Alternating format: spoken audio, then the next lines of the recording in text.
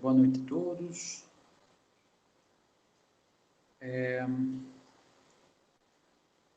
Bom, entrar em contato comigo, eu acho que essa sala está fixa. Eu segui as instruções. Eu acho que foi o Felipe que entrou em contato comigo, né? De toda forma, grato, né? Ele passou mais ou menos os informes. Eu segui os passos e está agendado, né?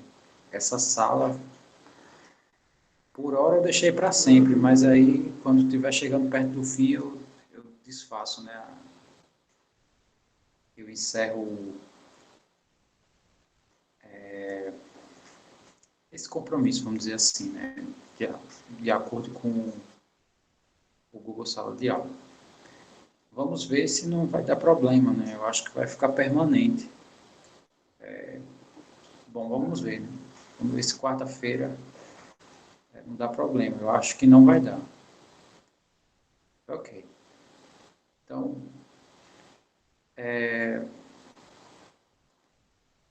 voltando aqui ao que a gente estava discutindo, na sexta-feira, a gente falou, as últimas coisas que nós comentamos foi sobre alguns exemplos, né? Acho que faltavam esses três últimos.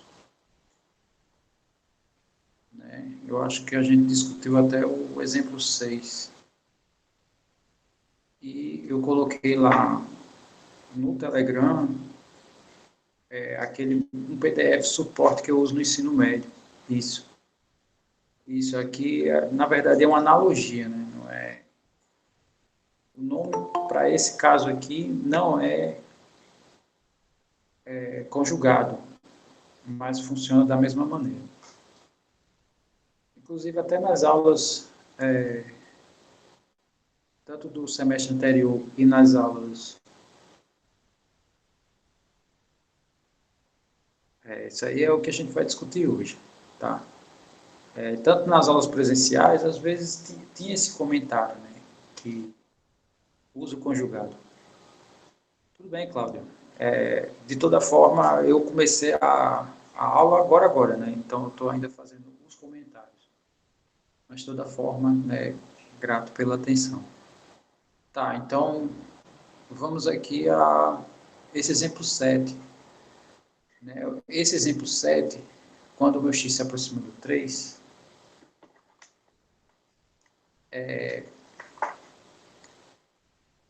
eu comentei, inclusive, isso na aula anterior, né? Então, esse carinha aqui vai para o 3, né? Quando eu somar aqui, isso aqui vai se aproximar do 4. Então, a raiz de um número próximo do 4 é algo próximo do 2. Isso aqui no numerador vai dar próximo de 0, assim como o denominador. Bom, então eu tenho que arrumar uma maneira de mudar essa configuração aqui. Porém, aqui não dá para fazer uma divisão de polinômios, porque, né, aqui não tem polinômio, tem uma raiz, né, a função inversa de um polinômio. Então, tem algumas coisas que a gente pode fazer aqui. Uma delas é considerar que x mais 1, por exemplo, dá y ao quadrado, que aí vai ter raiz, né? Aí faz a mudança de todas as variáveis. Tá? É um caminho que talvez não seja o caminho, pode ser um caminho interessante, né? Mas, enfim, existem outras saídas clássicas, né? Essa saída que eu estou comentando, ela não é clássica, ela seria, sei lá, o último recurso, caso não as técnicas que eu vou apresentar hoje não funcionassem. Bom, então vamos aqui à discussão, né, desse caso. Esse caso aqui, no caso o oitavo, eu não preciso, se eu exibir o sétimo, o oitavo é análogo, a diferença é que aqui você vai ter que fazer o processo duas vezes. Tá? Você vai ter que fazer o processo que eu vou mostrar aqui para o numerador e depois o processo para o denominador. Tá? O 9 já não é mais técnicas do caso 7, caso 8, né? Que tem outra maneira de resolver esse caso, esse exemplo 9. Muito bem. Então, vamos aqui à discussão. solução do exemplo 7. Então, o exemplo 7, na verdade, é o exemplo 6.7, né? Sei lá. Aí, esse exemplo 6.7, eu vou colocar assim, que é melhor.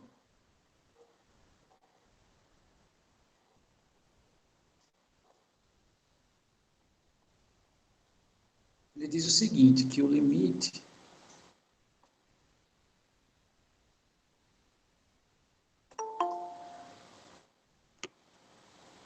da raiz de 1 mais x menos 3 menos 2 sobre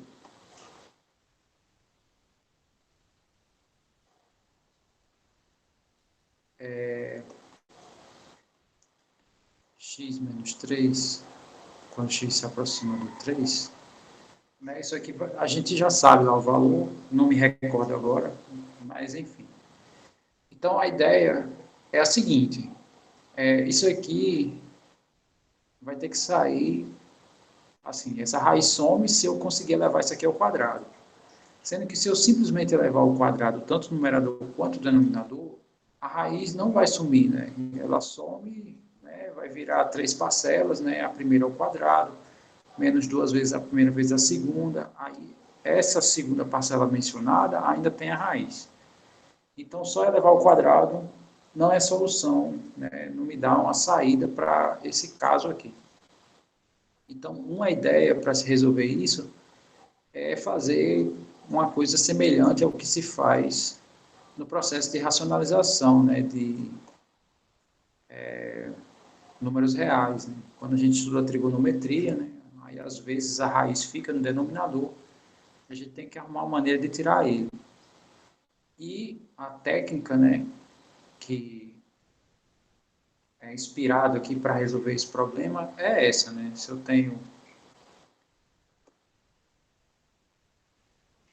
a ao quadrado, ou desculpe, a mais b vezes a menos b, isso aqui vai dar A2 menos B2.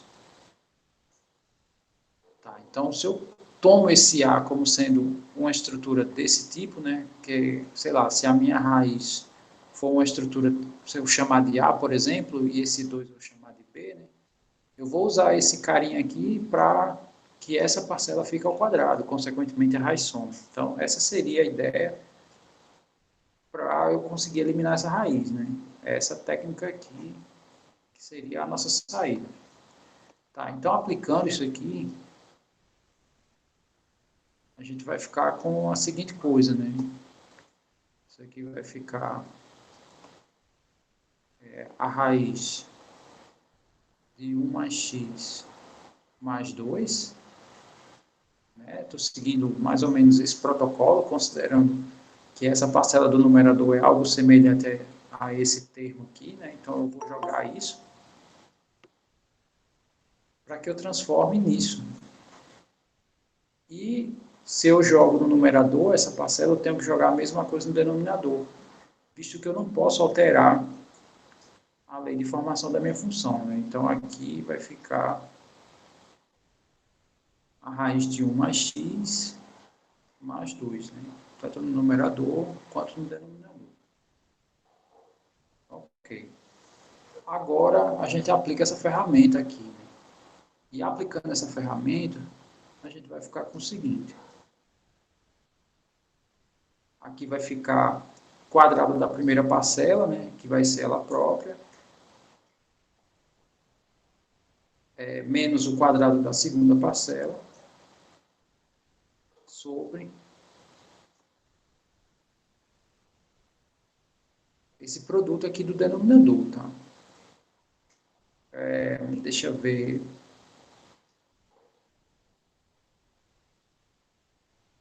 Por hora eu vou só copiar, tá? Então deixa eu só copiar aqui, porque eu não sei se é necessário fazer essas contas todas. Então, a priori, eu vou copiar. Aí vamos ver, né? Vamos mexer aqui na parte superior e ver o que dá. Bom, continuando aqui a conta, eu vou continuar aqui embaixo.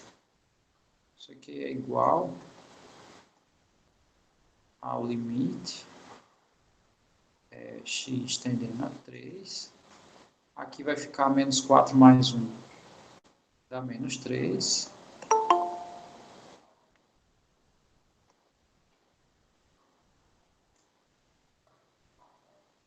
Né? E só copiar essa parte de baixo aqui. No caso, vai ficar x menos 3 vezes a raiz de 1 mais x mais 2 e pronto. Bom, então aqui eu posso cancelar, né, essas duas parcelas e eu vou verificar se aqui zera. De fato, já dá para ver que não, né? É tudo positivo aqui, não tem subtração, então não tem problema. Então, a consequência disso aqui, né, quando x se aproximar de 3, isso aqui vai se aproximar do 4, e essa raiz, aplicando essa raiz aqui nessa expressão, isso aqui vai estar próximo do 2, somado a 2 vai estar próximo do 4. Né? Então, aqui em cima não sobrou ninguém, né? Quando cancelou, a única parcela que está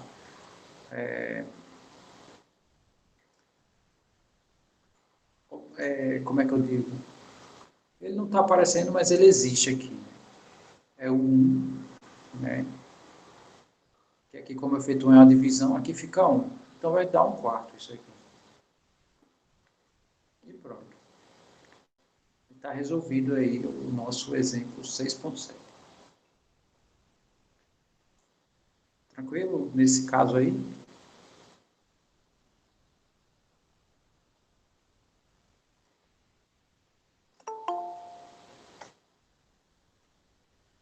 Tranquilo, né?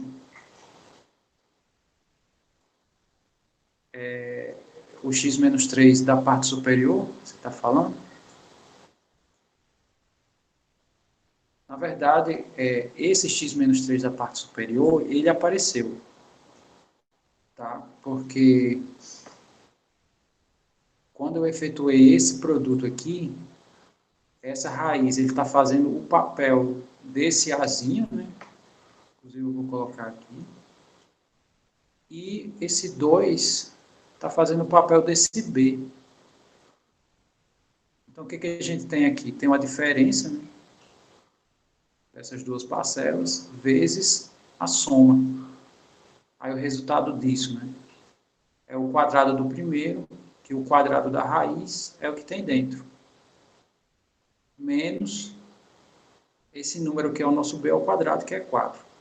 Aí, no caso, só tem um x aqui, né, que eu repeti aqui, e 1 menos 4 dá menos 3. Ou seja, apareceu exatamente a parcela que tem aqui embaixo. Né? Essa parcela aqui, ele foi uma consequência desse produto que a gente fez. Então, o que sobrou foi isso aqui, 1 sobre essa raiz. E aí, quando a gente avaliou o fato do x se aproximar do 3, a gente observou que isso aqui está se aproximando do 4. Né? E aqui é o próprio 1, limite da constante, da própria constante. A gente não poderia, né? Porque a gente sabe que o 0 sobre 0 pode ser qualquer coisa.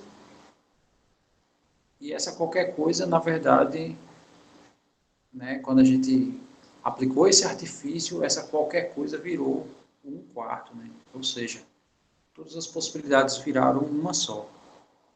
Né? Parece um pouco com a ideia quântica. Né?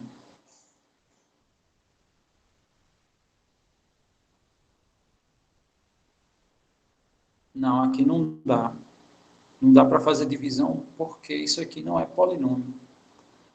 Né? Aqui eu tenho uma raiz. Não dá para dividir.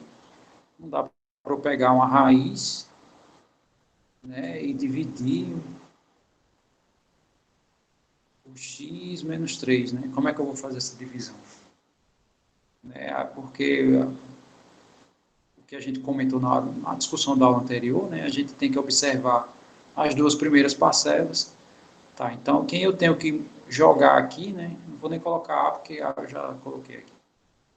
sei lá, vamos imaginar um E aqui, eu vou multiplicar esse E por X para dar essa raiz. Então, quem tem que ser esse E? Complicado, né? Não dá para fazer, não dá para fazer essa divisão aqui, né? Como a gente faz com os polinômios. Então, esse caso aqui, ele está descartado, né? Não dá. A gente só pode fazer a divisão quando né, então, quando tem polinômios aqui nos termos. Aí tudo bem, aí não tem problema. Tá? Bom, aí com isso, esse exemplo 8 aqui segue a mesma ideia do sétimo. A diferença é que aqui a gente vai ter que aplicar o processo duas vezes. Tá? Eu vou ter que aplicar... Aqui eu só apliquei uma vez porque só tinha raiz no numerador. Porém, nesse caso aqui, eu tenho que aplicar dos dois, né? Eu tenho que aplicar, sei lá, eu vou chamar conjugado porque fica mais fácil, né? Em analogia à estrutura. Eu tenho que aplicar um conjugado referente a esse numerador e depois um conjugado referente ao denominador. Vai dar mais trabalho, né? Porque aqui são o dobro de passos, né? Comparados ao exemplo 7, mas, né? É um caso fazível, né? Você só segue a receita do item 7. E agora a gente vai discutir o 9, tá? Vamos discutir aqui a ideia do exemplo 9.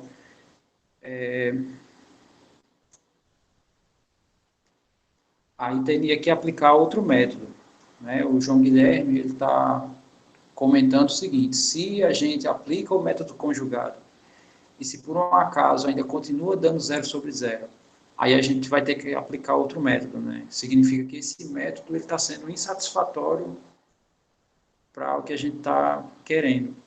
Aí, boa pergunta, né? Porque por hora eu estou exibindo assim os casos clássicos, né, e suas respectivas saídas. Tem uma saída universal, né, para essas funções que são frações, mas aí a gente tem que estudar derivada, porque é uma regra que a gente deriva as funções que estão no numerador e denominador, que não é o caso, né? Então a gente vai ter que fazer isso mais adiante, tá? Não dá para eu realizar isso aqui. De toda forma, tem outra técnica, por exemplo, o caso da 9. O caso da 9, ela não se aplica, essa técnica que a gente aplicou na 7, consequentemente se aplica na 8, não se aplica na 9. A razão disso é porque aqui não é raiz quadrada. E essa ferramenta aqui que a gente usa, ela gera quadrados. Né? Ou seja, para o exemplo 9, não funciona. Deixa eu só colocar aqui o exemplo 9. Então, deixa eu só ver aqui. A raiz de x menos 8 e a raiz cúbica de x menos 4.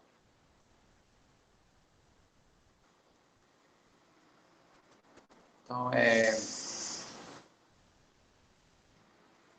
raiz de x menos 8 e raiz cúbica de x menos 4. Né? E x está se aproximando de 64. Bom, esse caso aqui é observável que se a gente fizer uma simples substituição aqui, não dá para resolver muita coisa, né? Porque a raiz de 64 é 8. Então, x está se aproximando de 64. Consequentemente, essa raiz está se aproximando de 8 e essa diferença está se aproximando de 0. Da mesma forma que no denominador, né? Essa raiz aqui está se aproximando de 64, a raiz cúbica de 64 é 4, né? E, consequentemente, essa diferença também está se aproximando do 0. Então, né, a gente chegou no impasse. No caso, a pergunta do João Guilherme, ela se encaixa exatamente aqui. A razão é, eu não consigo aplicar esse método aqui e dá zero sobre zero, né? Aí a pergunta é, tá, o que que vocês fariam no caso desse? Alguém tem alguma ideia?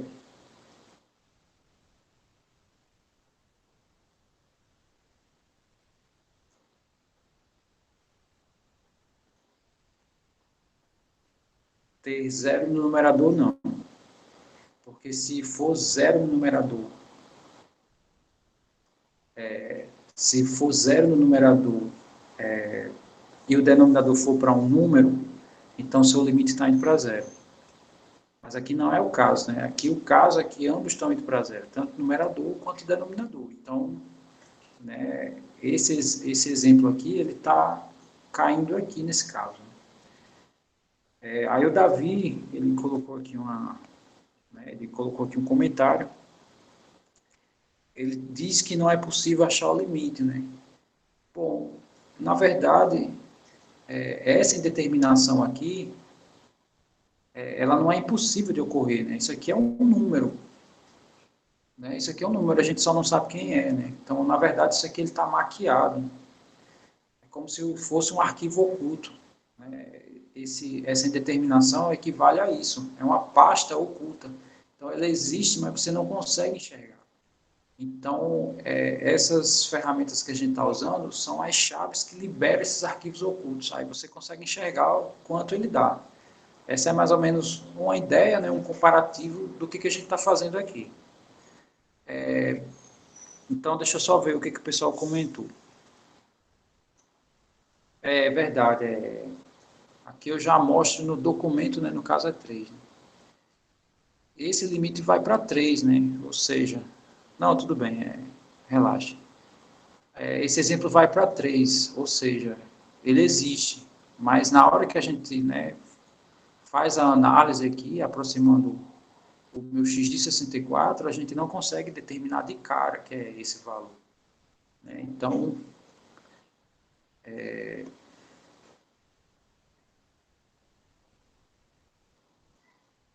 a gente vai ter que procurar outra maneira. O Felipe colocou assim, ó, x elevado a 1 meio.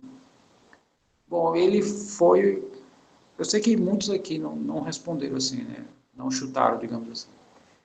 Mas, no caso, essa saída dele, até então, está a mais próxima. Ela é a mais próxima, né? No caso, se eu chamo o x de outra variável ao quadrado, então eu consigo resolver esse problema aqui do numerador. Né? Eu transformo o numerador em polinômio, mas aí eu tenho que me preocupar com o denominador também. Pronto, aí, no caso, Lindeberg na sequência respondeu, né? Transforma a raiz cúbica em raiz quadrada e aplica a regra. É uma ideia, outra ideia interessante, né? Na verdade, a saída para esse caso aqui é mais ou menos uma compilação dessas coisas que vocês estão falando. Então, a ideia é o seguinte, eu vou chamar meu x de y elevado a um certo expoente que eu vou a priori chamar de n, que esse expoente que eu vou colocar aqui, eu consigo tanto extrair a raiz quadrada como a raiz cúbica. Aí eu pergunto, quem seria um bom candidato para esse N? Qual seria um número aqui interessante, de tal maneira que eu consiga aqui extrair essas duas raízes? O que vocês me dizem? 6, né? No caso, o menor número, né? O menor número para isso, para responder essa minha pergunta é o 6, que eu podia botar 12, podia botar 24, podia colocar 120, né? Mas aí o problema é que quanto maior esse meu N, a minha escolha, né? Mais difícil fica a solução do nosso problema. Isso aí é para as pessoas que gostam de emoção. Isso aqui já não é simples, né? A pessoa quer dificultar mais, né? Então, né? A pessoa é meio coringa. Então, eu vou colocar aqui 6, tá? Que é o caso mais simples para essa minha solução. Consequentemente, se eu chamar x de y a sexta, esse y a sexta tem raiz quadrada e tem raiz cúbica. Agora, a gente vai ter que reparametrizar, porque eu vou ter que transformar esse limite. Então, se x se aproxima de 64, e eu estou dizendo que x é y à sexta, a pergunta é, y à sexta se aproxima de quem? No caso, é óbvio, né? Já que os dois são idênticos, y à sexta se aproxima de 64 também. Mas a pergunta é y, né? Porque você não vê o limite assim, por exemplo, né? X ao cubo se aproxima, não, você vê só o x. Então, y é x à sexta. X aproxima de 64, consequentemente y à sexta também. Mas se y à sexta se aproxima de 64, só o y se aproxima de quem?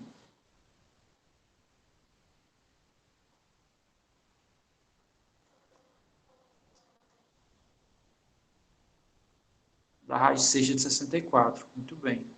Que no caso é 2. Né? 2 à sexta dá 64. Tá, então, quando a gente monta o nosso limite, né, a gente já fez uma... Isso aqui se chama reparametrizar, né? Você apela para uma outra variável, né, que tem alguma condição que, né, lhe permita fazer algo além, né? Aqui a gente está empancado, né? Tá, então significa que esse limite aqui, com essa consideração aqui,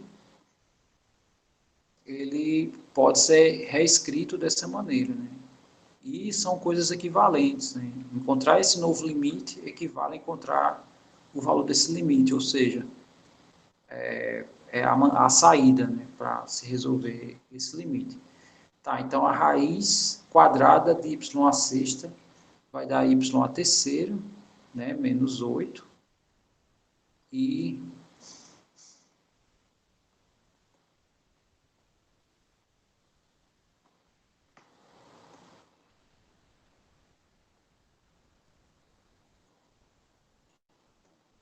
aqui vai a raiz cúbica de y à sexta é y ao quadrado, né, menos 4.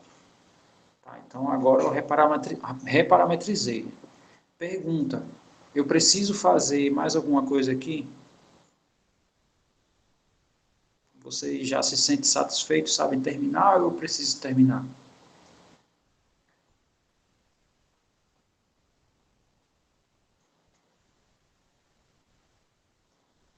Continua zerando.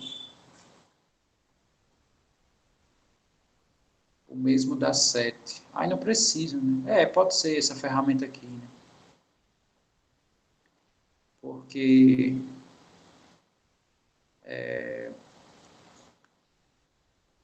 esse termo aqui do denominador, né, é uma estrutura desse tipo e eu posso transformar numa estrutura desse tipo. Ou a divisão, porque... Tá. Então, deixa eu continuar aqui, pelo menos dar mais um passo aqui para ver se... Aplicando essa regra aqui em vermelho, né, a gente vai ficar com isso aqui. Y ao cubo menos 8. E aqui no denominador eu posso escrever como essa diferença aqui como sendo y mais 2 vezes y menos 2. Ok. Aí diminui um pouco o nosso trabalho, né, inclusive até na hora de dividir, porque quando y se aproxima de 2, aqui não zera. Então eu não preciso fazer a divisão em cima dessa parcela. Agora dessa eu preciso, porque meu y está se aproximando do 2, né? E algo próximo de 2 menos 2, isso aqui está indo para zero. Aqui também está indo para zero. Então, se eu divido esse por esse, eu resolvo o meu problema. Tá? Então, no caso, como é que a gente divide y ao cubo menos 8 por y menos 2? Como é que a gente faz essa divisão aqui?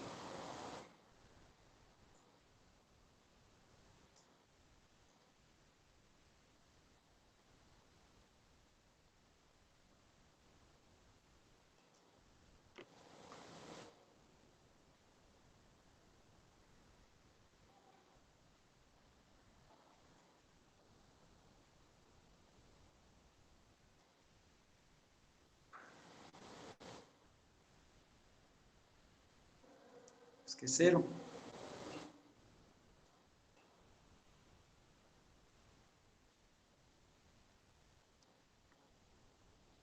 Isso. Muito bem. Então, eu tenho essas duas parcelas, né? Então, eu tenho que colocar aqui um termo que multiplicado por esse dá esse, né? Então, basta a gente colocar y ao quadrado, né? Aqui vai dar y ao cubo, menos 2y ao quadrado, né? Que é o produto desse com esse. Tá, e agora a gente vai subtrair. Aqui cancela, né? Aqui faz o jogo de sinais. E a gente vai escrever o que sobra, né? Que no caso é 2y2 menos 8. Aí mesma coisa, né? Olhamos para esse primeiro e esse. Então nós colocamos aqui o 2y.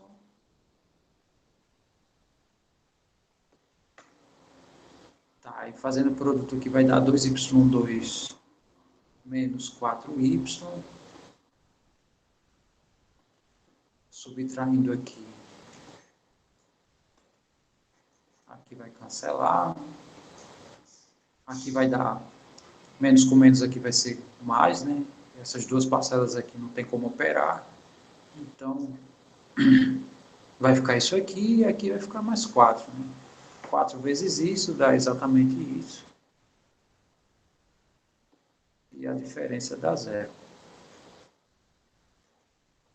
Muito bem, então a divisão disso com esse, né, vai dar esse polinômio aqui. Então, consequentemente, nosso limite vai ficar assim. Limite y indo para 2. Então, isso aqui vai ficar y2 mais 2y mais 4 sobre y mais 2. Aí aqui, esse carinha aqui não zera esse, e ele também não zera o numerador. Então, basta a gente fazer a substituição direta agora. Né? Ok, então vai ficar aqui, y está próximo do 2, isso aqui vai estar próximo do 4, isso vai estar próximo do 4 também, do 4 isso aqui vai estar próximo do 12. E aqui vai estar próximo do 4. Aí essa divisão dá 3. Que é o nosso resultado. Lembre-se que essa nova reparametrização não alterou o resultado, já que a gente substituiu todas as equivalências aqui. Então, tanto faria eu calcular por esse caminho como por esse caminho. Então, no caso, né, deu 3. Essa é uma das razões. E é isso. Tranquilo, né?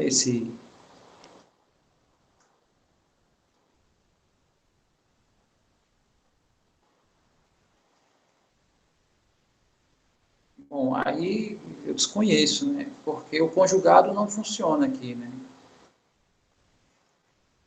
De novo, né? Eu estou chamando conjugado de forma análoga. Professor, não é porque o senhor falou tanto faz fazer de uma forma lá e outra, e eu não entendi essa parte que o senhor falou. Não, o que eu estou dizendo é o seguinte, tanto faz eu calcular o limite usando essa variável y, quanto essa variável x. Sendo que essa variável y, né, a gente já tem a saída do nosso caminho, né, para resolver esse limite. Esse daqui não, a gente não tem uma ideia que resolve isso aqui facilmente. Então, o que eu estou dizendo é, se a gente calcula qualquer um, o resultado tem que ser o mesmo. Agora, o método aqui a gente tem, né? Aqui, pelo menos, né, com essa saída, né, não se investiga, né, o caminho que sai por aqui. Mas, por exemplo, você pode programar, né? Sei lá, você programa essa função aqui e faz o x se aproximar de 64, né? A tendência é ele se aproximar do 3, né? Programar essa expressão aqui vai dar a mesma coisa de programar essa. O caminho matemático, né? A mão aí é outra história.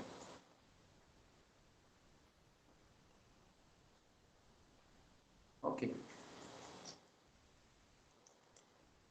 Agora a gente vai seguir um pouco das ideias dos limites laterais, tá? Então, qual é a ideia dos limites laterais, né? Agora, todos esses limites que a gente tem calculado, observe que a gente comenta x está se aproximando de a, mas eu não sei se essa aproximação, meu x é maior do que a ou menor do que a. Né? E essa diferenciação, quem faz isso são os limites laterais.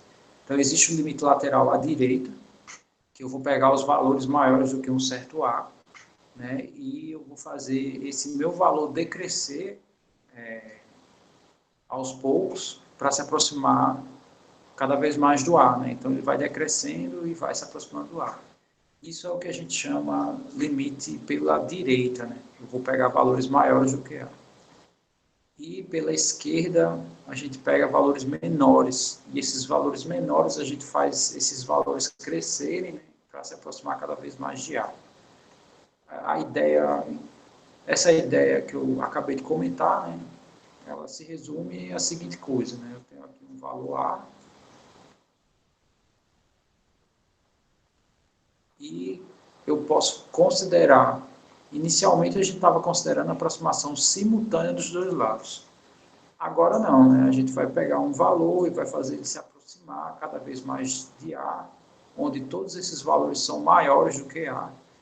E aqui, pelo eixo do x, né, que o A é um elemento que não necessariamente ele está no domínio, né, eu vou colocar até aberto aqui, mas a vizinhança que eu pego do A pode ser valores maiores ou valores menores do que A. Então, quando eu tomo esses valores aqui, essa aproximação, né, de valores maiores do que a gente diz que é o limite pela direita. Tá? Pela direita. E esse aqui é o caso contrário, né? É o limite pela esquerda.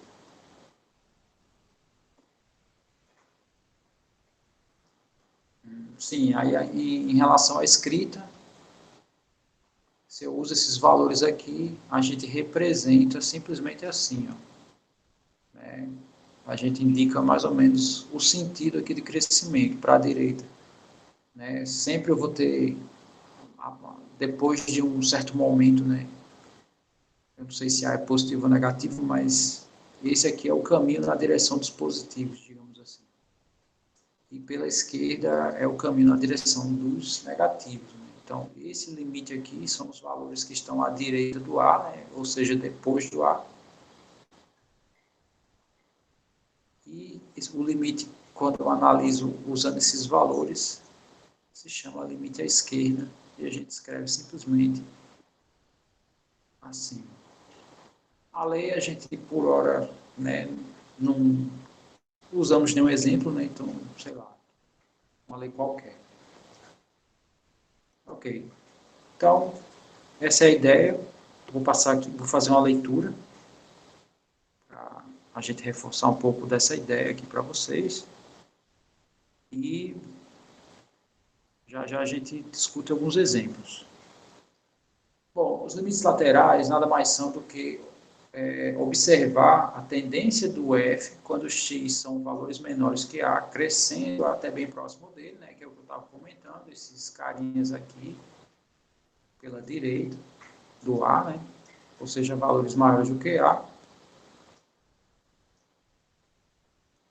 Ah, não, aqui é o contrário, aqui é pela esquerda, desculpa, tá? Porque estou pegando valores menores e estou crescendo até bem aproximado do a.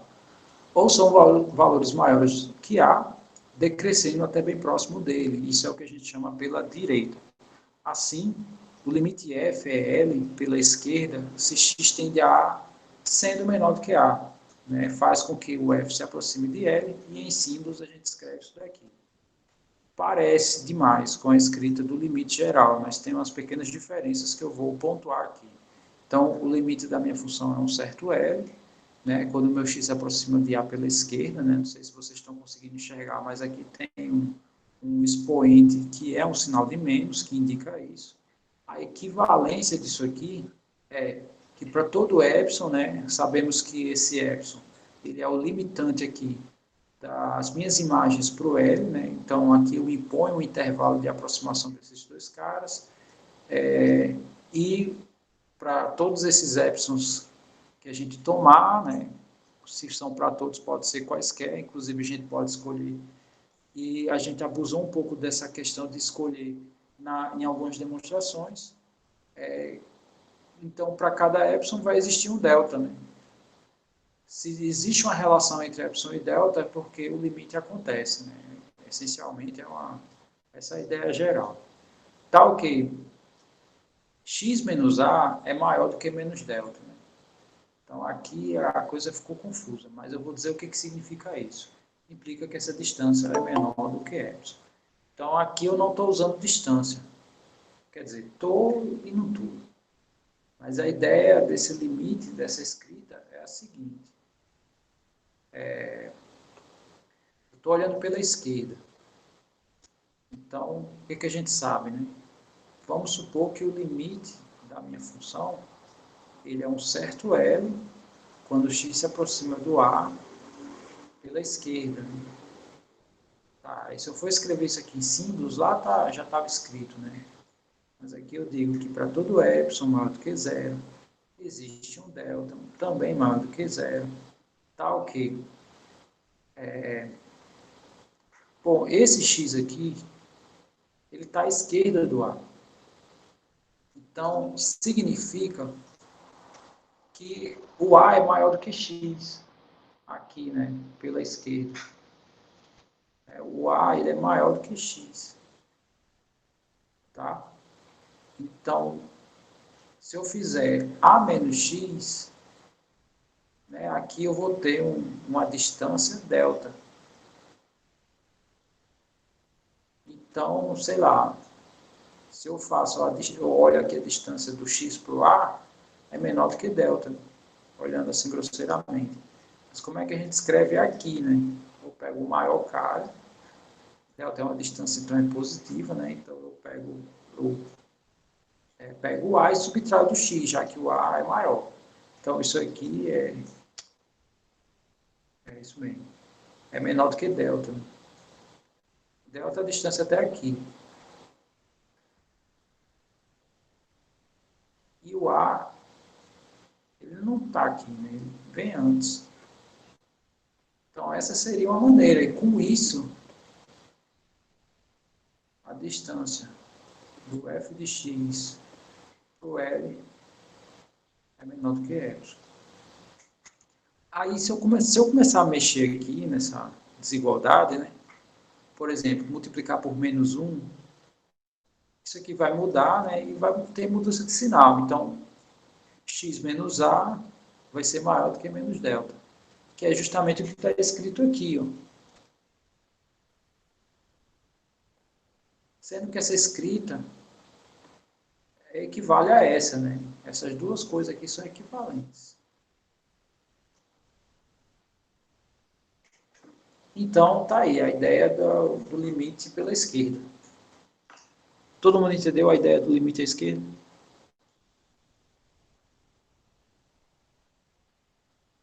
O limite geral, você está falando?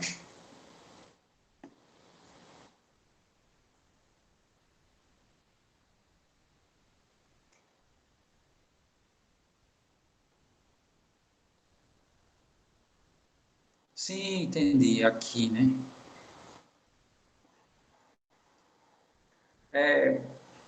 Mas a razão dessa segunda escrita aqui é porque é o tradicional, né? X menos A. X vindo primeiro, já que o X é variável. Tá? Por isso que é escrito assim, tradicional, mas a ideia, essa é a ideia, essencialmente. Deixa eu só ver aqui se tem algumas perguntas. Verdade. O Michele disse que entendeu, apesar de achar confuso por causa da implicação.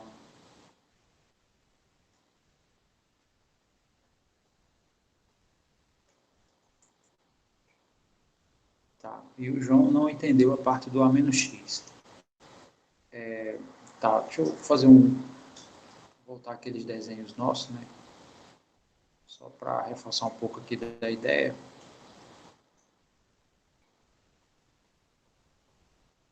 Bom, então eu tenho aqui uma curva qualquer.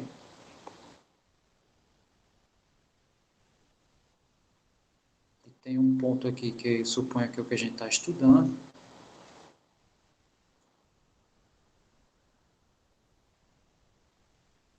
E suponha que aqui nas proximidades ele é A e aqui é.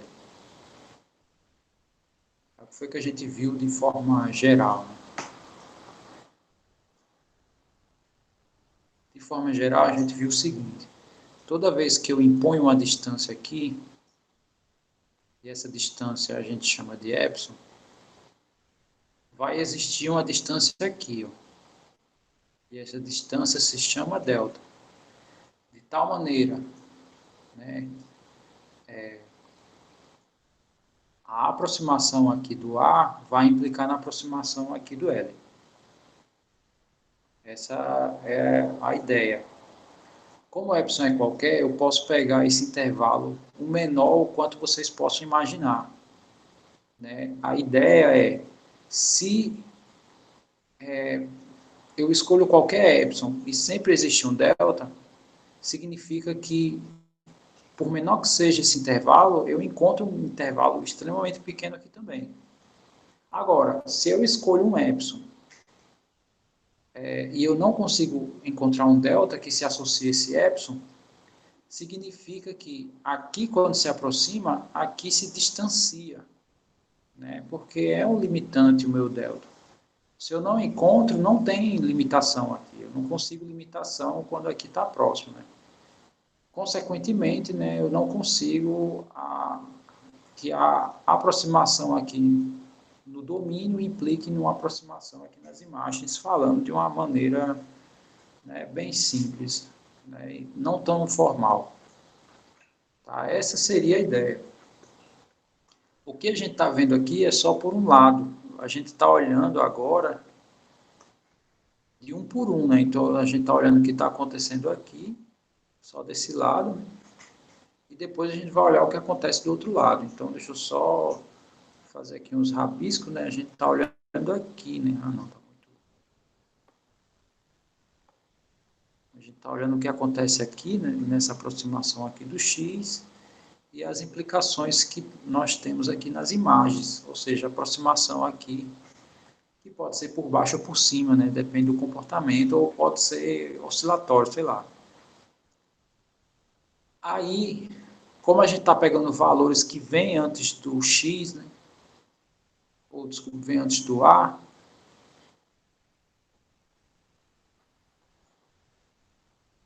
X é os elementos do domínio, tá? É esse carinha aqui, né? Quando esse X se aproxima do A minha função se aproxima do L, né? Essa seria a ideia. Então, aqui o que eu estou dizendo é o seguinte, ó. Aqui, vamos supor que o limite existe. Então, vai existir epsilon, vai existir delta. Então, para todo epsilon maior que zero, vai existir um delta, de tal maneira que, se eu faço a diferença, né, dando um zoom aqui, nessa parte aqui, né, nesse pedaço aqui,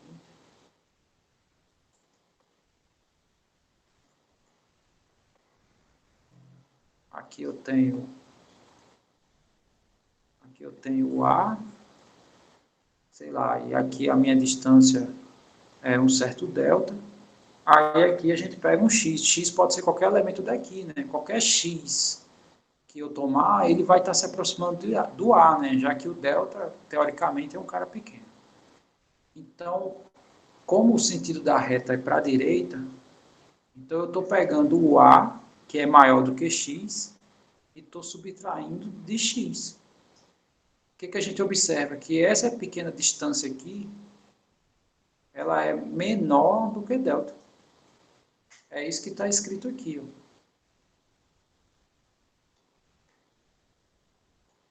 E isso vai garantir que a distância do f de x para L vai ser menor do que epsilon. Essa é a ideia dessa escrita. Não sei se deu para entender melhor. Mas diga aí, João, o que você acha aí? Acho que ficou mais claro, mas só uma coisa. Então não tem nada a ver com ele ficar à esquerda ou à direita, porque eu poderia ter um A menos X menor do que delta na direita, não? Mas aqui a gente está olhando agora cada um por vez, né? Porque aqui, ó, é pela esquerda. Esse sinal de menos significa isso. Que a gente vai considerar o x do domínio agora antes do A. Né? Vindo antes do A. É isso que significa esse sinalzinho aqui. Então, aqui eu peguei essa diferença mais intuitiva, né? Mas a diferença no caso é essa. Que no caso, se a gente troca os sinais aqui, né? Menos esse cara aqui vai ser maior do que menos esse cara aqui. Né? Por aí. E se o meu X fosse igual, fosse exatamente no ponto do delta ali?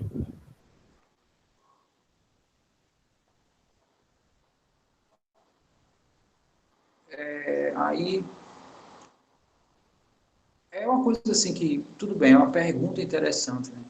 Mas quando a gente estuda limites, né, a gente está pegando sempre o x, essa distância do x para um determinado elemento sempre menor do que a distância que a gente impõe, né? Então a gente nunca faz essa consideração se eu pego o x exatamente aqui na fronteira, né? Ou seja, exatamente aqui na distância. Aí não vai acontecer isso, né? Não vai acontecer essas coisas de... Aí eu não sei se isso aqui vai se aproximar, né? Eu não sei se isso aqui vai ser menor do que epsilon. Né? Aí começa a entrar várias possibilidades que, sei lá, pode fugir da nossa definição, né? Sei lá, do que foi definido inicialmente, né?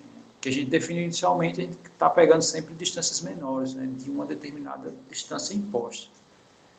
Então a gente nunca considera assim, pelo menos a priori, ser menor, ou ser igual, desculpa. Normalmente sempre sendo menor. Tá? Não sei se... E o que significa aqueles dois pontos na equivalência ali? Eu acho que esse ponto aqui é o ponto final, porque a equivalência mesmo é só esses três traços. Né? Mas, assim, em alguns livros de matemática, né, eles colocam esse ponto aqui. Eu acho que esse ponto é o ponto final disso aqui, né? Equivale a esse ponto, eu não sei. Bom, enfim. Né? Eu sei que equivalência são só as três barrinhas. Não sei se ele bota esses dois pontos para dizer que é uma equivalência matemática, né? Bom, enfim. Aí eu teria que mandar uma carta para o autor, ou então olhar no rodapé, né? Que ele pode ter escrito lá e eu não vi. Mas não existe um significado especial aqui, né? Isso aqui é equivalência e ponto final. Né? Ok. Bom, aí o limite pela direita segue exatamente a mesma ideia. Tá? A diferença é que agora é do outro lado. Uma pessoa levantou a mão, deixa eu só ver quem foi. Eu acho que foi o Felipe. Foi eu, professor.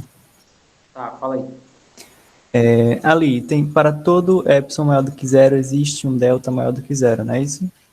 Isso. E aí, ali embaixo, você multiplicou a sentença por menos 1 e chegou a x menos a maior do que menos delta. Mas Sim. o delta não era ali maior do que zero? Na verdade, esse delta aqui, né, que você está vendo aqui, eu fazendo a marcação, ele é positivo. Tá? Aqui está aparecendo esse menos porque é uma equivalência dessa desigualdade. Tá?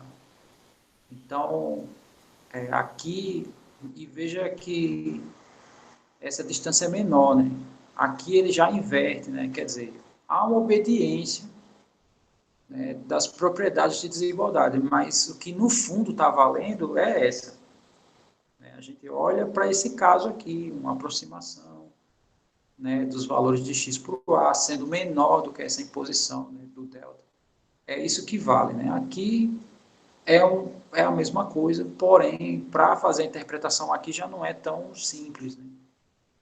Então, eu mostro esse caso assim, né, a maneira mais interessante de enxergar e a maneira tradicional, que é para justamente a gente olhar para esse, sabendo que pode ser que apareça essa escrita. Né? Mas, na verdade, aqui não tem irregularidade aqui, né? Já que o que vale é esse e isso é uma equivalência. Tá? Não sei se foi justificável, né? No caso, se você aceitou o que eu falei. Né?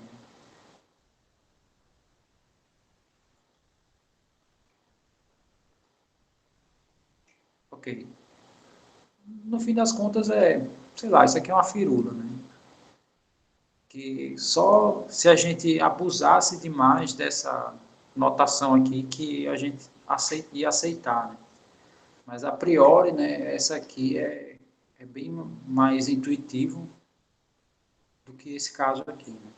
Esse caso aqui não é tão enxergável, né? Se eu comentasse, se eu dissesse só é isso e pronto, aí, né, ia empancar nisso e como assim, né? Ia ficar obscuro. Ok. Tá, aí pela direita a diferença é exatamente a mesma ideia, né? Então não é tão necessário assim me estender assim nas justificativas. Porém, aqui a gente vai só treinar a ideia da escrita, tá? Que isso equivale, né, a todo epsilon maior do que zero, existe delta maior do que zero, né? Tal que agora, como é do outro lado, né?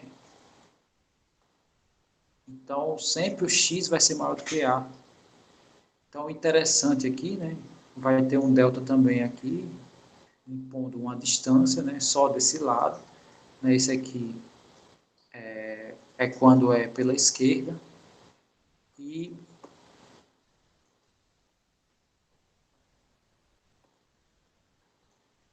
aqui a gente diz simplesmente quando x menos a, né, ou seja, esse pedaço aqui é menor do que a distância imposta, né, que no caso aqui é uma distância delta. Ou seja, quando isso é menor do que delta, isso implica que a distância do f de x até L é menor do que epsilon. Né? Segue exatamente a mesma ideia, só inverte o lado. Tá. Ok. Então, essas são as duas ideias. Tá? Aqui a escrita é só para manter. Né? Aqui tem um erro. Tá? Isso aqui é menor do que delta. Isso aqui, sei lá. Pode ser que eu tenha copiado a linha, né? Que isso, quando a gente está digitando, a gente tem essa vantagem. E eu saí mudando, né, de menos para mais e provavelmente esqueci aqui. Troquei o sinal, mas não troquei a desigualdade. Então aqui é menor, tá? Esse sinal aqui é exatamente esse aqui. É exatamente esse aqui, ó. Tá? Então tá errado no documento, né, no nosso PDF. Tá. Então vamos aqui à discussão de um exemplo, para ver como é que funciona. E esse exemplo 7, ele diz o seguinte, diz que a minha função, que possui essas três leis aqui, o limite pela esquerda não é a mesma coisa que o limite pela direita. E a gente vai ver que isso aqui se isso acontece é um problema. Todos esses casos aqui anteriores que a gente calculou, né, inclusive até as demonstrações anteriores, né, essas propriedades e ao teorema da unicidade, inclusive, a gente vai ver que se eu fizer a conta pela direita aqui e pela esquerda, vai dar a mesma coisa. Né? Aqui também, pela direita e pela esquerda, vai dar a mesma coisa. Né? Então, inclusive, quando eu naquela primeira aula que eu dei, né, de introdutória de limite, quando eu montei uma tabelinha, eu montei por dois caminhos. Eu peguei valores menores do que, sei lá, vamos supor que era 2 lá, eu não lembro quanto era exatamente agora. Então, eu peguei valores que se aproximam de 2, mas eram menores do que 2, e valores que se aproximam de 2, mas que eram maiores do que 2, tá? Não sei se vocês lembram do exemplo, desse caso, na verdade. Então, aqui é uma ideia, né? Tem alguns momentos que no limite não tem outra saída, não tem como fazer uma conta só, como a gente vem fazendo até o momento. Então, vai ser necessário a gente fazer análise lateralmente, né? Olha, dos dois lados. E esse é um exemplo que a gente vai precisar fazer isso. Por quê? Porque quando o meu domínio for menor do que 2, eu vou usar uma lei. No caso, a gente já está vendo que o emprego dessa ferramenta, um deles são para funções de várias sentenças. Quando x é exatamente 2, dá outro valor. Quando x é maior do que 2, dá outra função. Então, a gente vai ter que analisar isso. No caso, vou mostrar um pouco dessa ideia aqui, fazendo as contas. Tá, então, deixa eu só pegar aqui as expressões. Então, eu tenho aqui o f de x, x2 menos 1, 5, x mais 1. Eu acho que é isso, né? X menor do que 2, x igual a 2 e x maior do que 2. Ok. Deixa eu só conferir se está tudo ok. É isso mesmo. Tá. Aí, quando a gente for fazer aqui os limites, mais 2, né? Tá. Obrigado.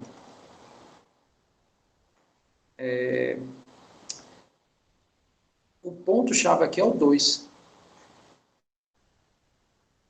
Aqui eu nem coloquei isso, mas é como eu falei, quando a gente estuda limite, não é em qualquer ponto.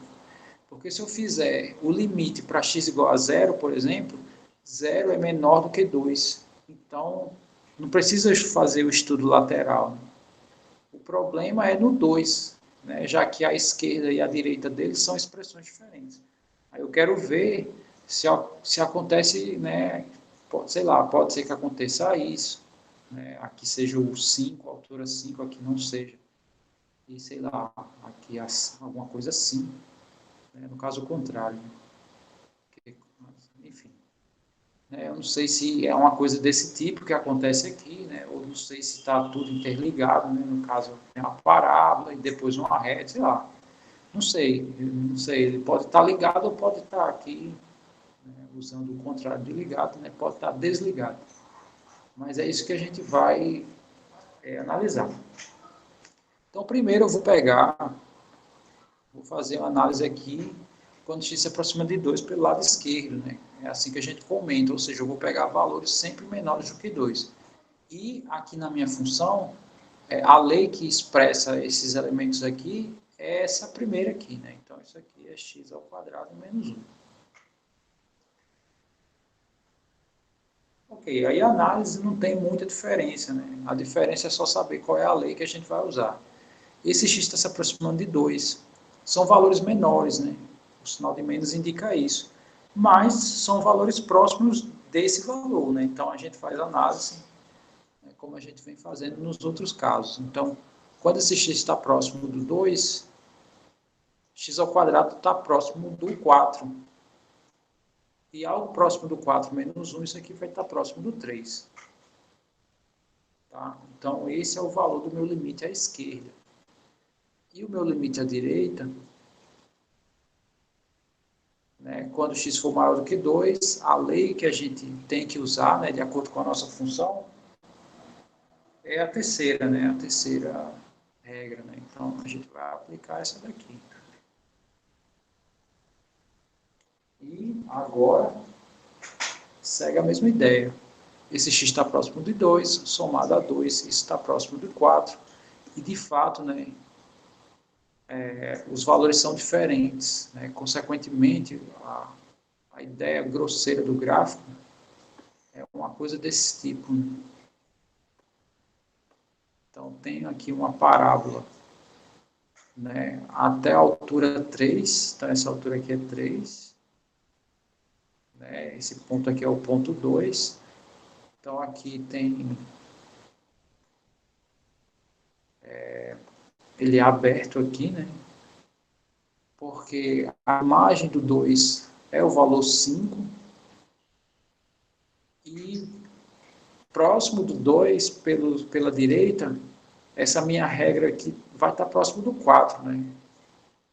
Ou seja, é uma coisa desse tipo, né? Aqui, esse gráfico é uma parábola, né? Esse gráfico aqui é uma reta, e esse gráfico é uma constante, né? Só em um ponto.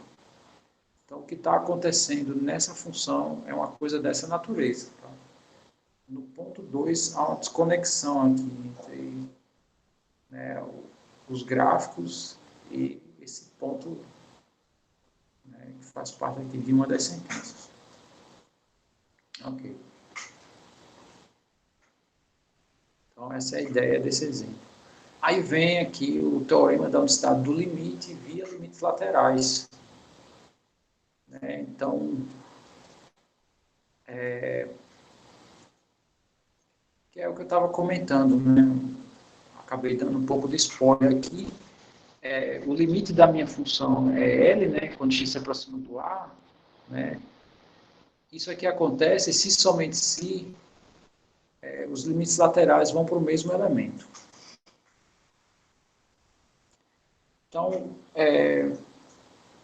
uma maneira da gente enxergar isso aqui é olhar essa definição aqui, ó.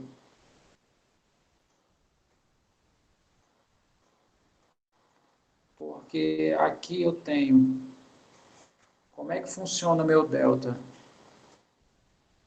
quando os valores de x estão à esquerda do A e aqui quando estão à direita.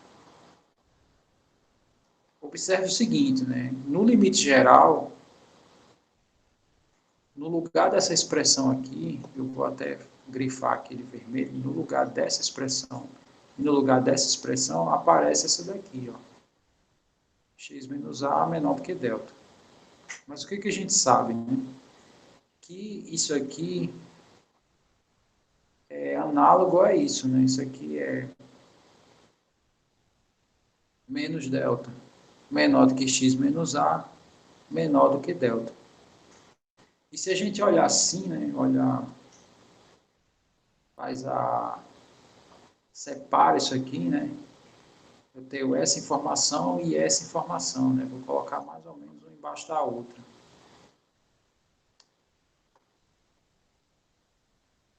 Bom, se você olhar para essa, é o que aparece aqui, ó.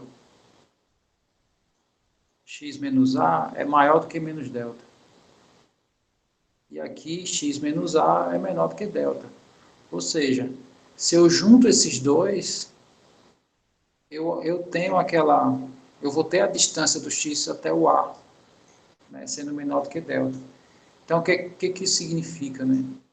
Que se eu junto se eu juntar essas definições, né, a definição pela esquerda e pela direita, vai dar o limite que a gente conhece. Da mesma forma, se eu separo, esse aqui no caso vai ser a separação, né? Então, essa é a razão de ser somente sim. Ou seja, a prova é a escrita da definição. Não tem muito o que fazer. Então, a escrita da definição, né? Se eu escrevo a definição e abro a distância do x para o A, eu vou ter essa diferença. Diferença não, né? Eu vou ter esses dois casos aqui.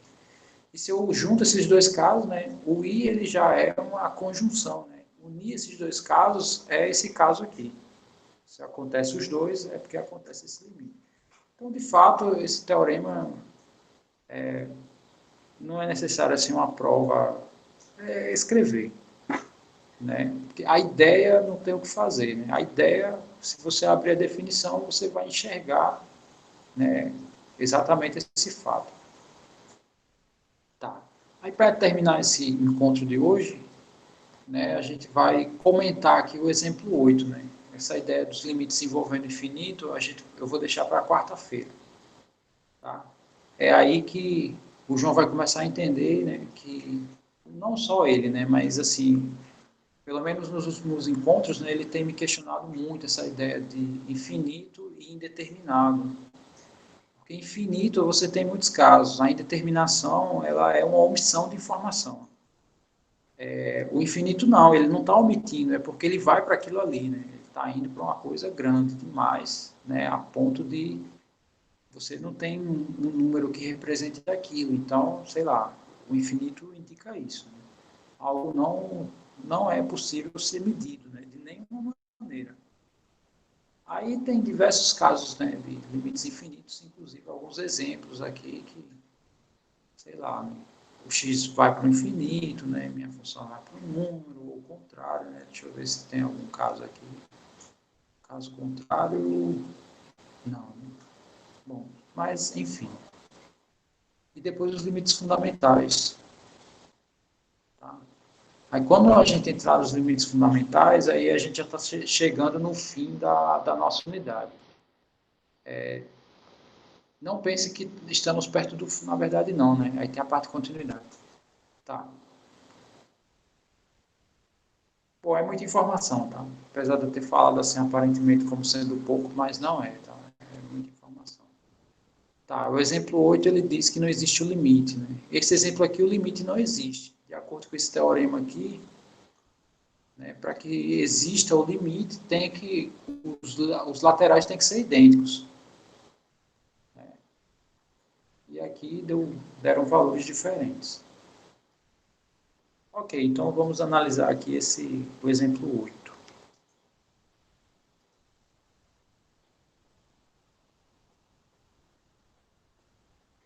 Tá.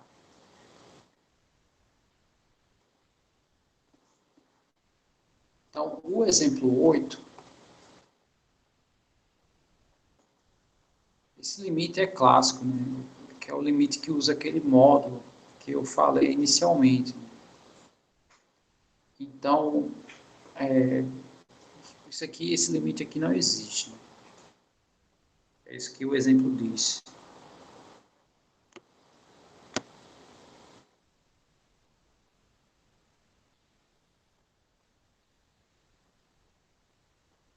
Espera aí. Deixa eu só responder essa pergunta. Professor, eu caí na hora que você falou do exemplo anterior, quando é igual a 2. Vai ser Porque igual. você não Fala. estava falando, tipo, quando era menor que 2, maior. Ah, sim.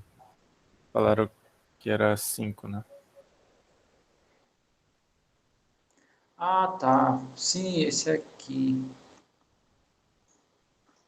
Era isso aqui que eu estava falando? Que você perdeu? Sim. Então, aqui eu estava dizendo assim. Eu fiz aqui um rascunho desse fato. O que está acontecendo aqui, né? O fato dos limites terem dados diferentes é porque o que acontece é isso aqui. Não há uma conexão, né, dos dois gráficos. Dos três, né? Na verdade, tem um aqui que é só um ponto. Porque existe casos que eu tenho aqui pela esquerda uma função e num determinado ponto ele se conecta com outra função. Né? Aqui nesse caso não. À esquerda do 2 eu tenho aqui uma parábola e quando eu estou me aproximando aqui do 2, a minha função está se aproximando da imagem 3, né? Por isso que ela é a mais baixa aqui. Quando o x é exatamente o 2, a minha função associa o 5. E quando o meu x está próximo de 2 pela direita, essa minha função aqui está próximo do 4, né? Ou seja, tem um salto aqui entre as funções, né? Então, esse é o que de fato está acontecendo, né? Com esse caso aqui. A ideia era só essa, era só falar um pouquinho aqui do que estava de fato acontecendo.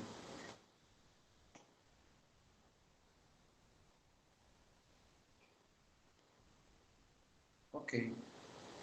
Sim, então esse caso aqui, a gente vai ter que analisar o que foi definido lá no início. Né? Foi definido o seguinte, que módulo de x, uma das maneiras, né, nos reais, né, não necessariamente nos espaços tipo R2, R3, né, ele pode ser definido da seguinte maneira: ou ele dá x, né, isso aqui, ou ele dá menos x. Quando é que ele dá x? Né? Se esse x for positivo ou zero, aí ele dá esse x. E no caso ele dá menos x, se o x for negativo. Porque o x sendo negativo, se eu fizer menos ele vai ficar positivo. Então é assim como é definido. E se eu fizer módulo de x sobre x, então isso aqui vai ficar assim. Isso aqui vai ser o próprio x, né? Vamos supor que o x é positivo ou zero. E isso vai ficar dividido por x. Né? Porque esse cara é positivo, vai ser igual a esse. Se esse cara de baixo for negativo, então o de cima a gente vai trocar o sinal dele, mas o de baixo a gente não troca, né? Então o x aqui vai dar negativo. Esse cara aqui é positivo, esse cara aqui é negativo. Né? O x é negativo aqui, uma segunda opção. Tá, aí a divisão aqui de x pelo próprio x vai ser 1, ou seja, quando é maior ou igual que zero, e vai ser menos 1 quando é menor do que zero. Tá? Então, essa função aqui, ela assume dois valores. Tá? E se ela assume dois valores, e a gente está calculando aqui o limite quando x se aproxima do zero, significa, dois valores que eu digo, duas funções, né, constantes. Significa que a gente vai ter que fazer aqui, aplicar os limites laterais. Né? Não dá para um limite só determinar o valor disso aqui. Então, primeiro eu vou aplicar o limite quando x se aproxima do zero pela esquerda. Né? No caso, essa segunda sentença, então isso aqui vai ser menos 1, e esse limite vai dar menos 1. E o caso contrário, né? O limite, quando x se aproxima do zero pela direita, eu vou ter que usar a expressão de cima. Então isso aqui é 1, e isso vai dar 1. Então, tá aí, né? Os limites são distintos, né, de acordo com o segundo teorema que a gente viu hoje. Consequentemente, o limite não existe. E é isso. Tá? Por hoje eu vou ficar por aqui. Né? Se eu for comentar sobre essas coisas de infinito, eu vou precisar comentar novamente. Né? Então, eu vou deixar, né, para a gente discutir isso na próxima aula. Tá. Então, grato a quem ficou até aqui, né, comigo. Eu vou só desligar aqui, né? Se alguém quiser fazer alguma pergunta ou falar alguma coisa, aí vocês vão ficar à vontade, tá? Vocês podem ficar à vontade para